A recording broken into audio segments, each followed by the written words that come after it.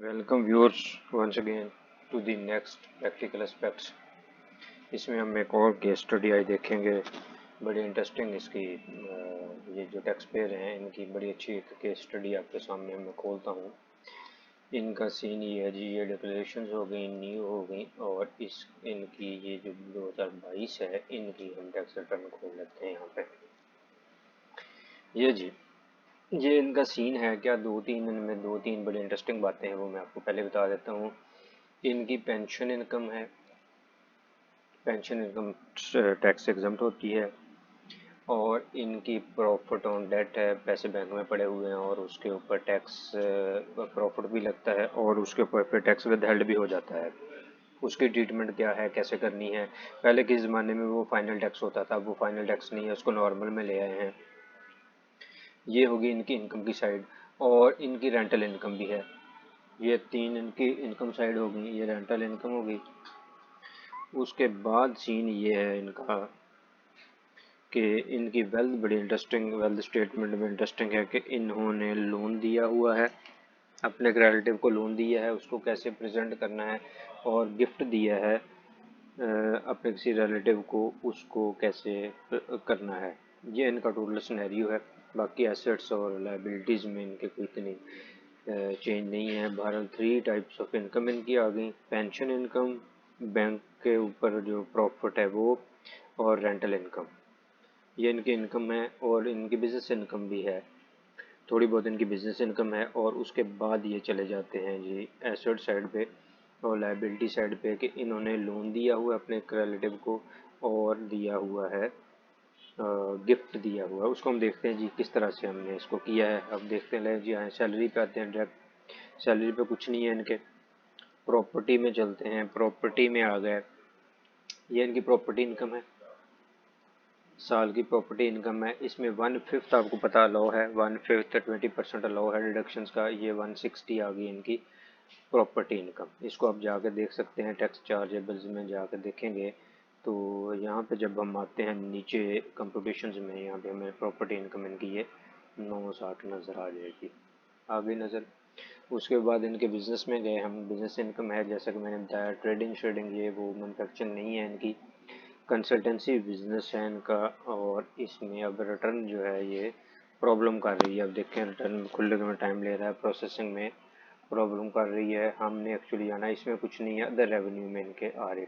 ये इनका other revenue है 12,50,000 समथिंग इनका अदर रेवेन्यू है, और इनके मैनेजमेंट और ये वो एक्सपेंसेस हैं, और इनको अगर हम माइनस करते हैं तो इनका 694 समथिंग ये इनकी नेट प्रॉफिट आप कह सकते हैं, ये इनका नेट प्रॉफिट है।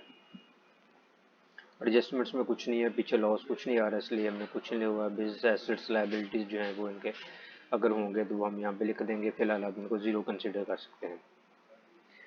कैपिटल एसेट्स में कुछ नहीं है, लॉन्ग टर्म शॉर्ट टर्म में कुछ नहीं है। अदर सोर्स ये मैं आपको खोल के चेक करवा देता हूँ, इसमें कोई डाटा नहीं है।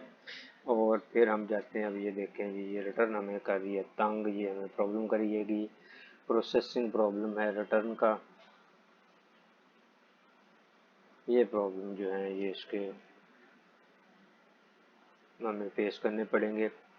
अदर फॉरेन सोर्स में हम गए, अदर सोर्सेज में हम गए, अदर सोर्सेज में शॉर्ट टर्म लॉन्ग टर्म में कुछ नहीं था, तो हम गए इनके यहाँ पे, ये सैलरी इसने खोल दी। अदर सोर्सेज में हम गए, अदर सोर्सेज,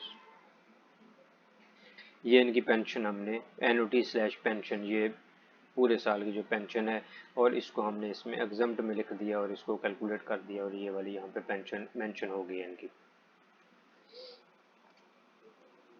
ये इनकी एक यहाँ पे फॉरेन सोर्स में जाते हैं तो इनकी एग्रीकल्चर इनकम है, एग्रीकल्चर प्रॉपर्टी इन्होंने डाली हुई है। एग्रीकल्चर इनकम अगर हम टोटल इनकी डाल दें, agriculture income tax pay to provinces, total amount agriculture की, ये हम सपोज हम एक अमाउंट डाल देते हैं यहाँ पे 50,000 रुपीज़।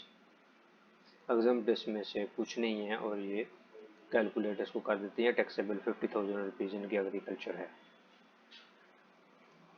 उसके बाद आ जाए जी एडजस्टेबल टैक्सेस में, ये डिडक्टेबल ये वो लॉस कुछ नहीं, टैक्स क्रेडिट्स में भी कुछ नहीं है इनके। एडजस्टेबल टैक्स में हम आते हैं।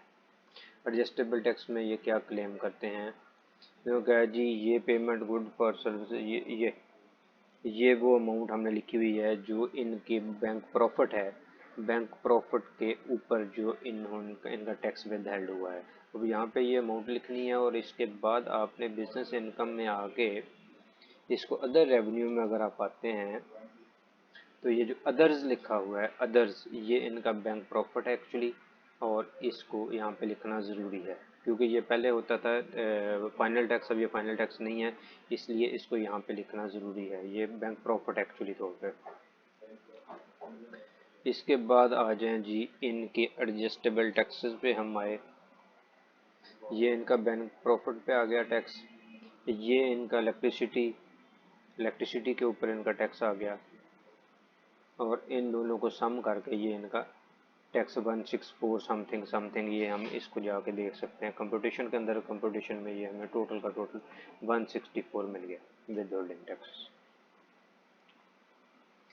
अच्छा जी, इनकी इनकम जो है ये हमारे सामने ये आ गई, इनकी प्रॉपर्टी इनकम ये आ गई, इनकी बिजनेस इनकम, और ये अदर सोर्सेज में पेंशन वगैरह एग्जाम्प्ट है सारी, इसके ऊपर कोई टैक्स नहीं। एग्रीकल्चर इनकम ये आ गई, ये इनकी टोटल इनकम है, ये इसके ऊपर टैक्स बनता है, और ये टैक्स चार्जेबल, ये नॉर्मल टैक्स ये बन गया इनका, और इनका विद हेल्ड हुआ है ऑलरेडी 164, ये 19,152 ये इनका चला गया है रिफंड में।